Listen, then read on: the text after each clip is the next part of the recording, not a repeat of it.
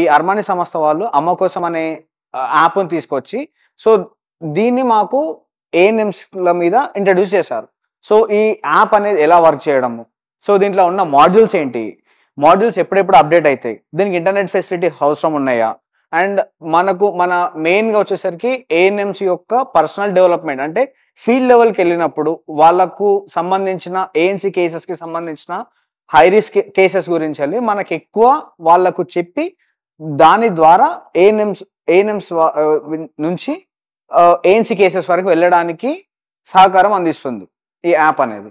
So, దీనివల్ల మాకు ANMs చాలా బ్రష్ అవుతున్నారు.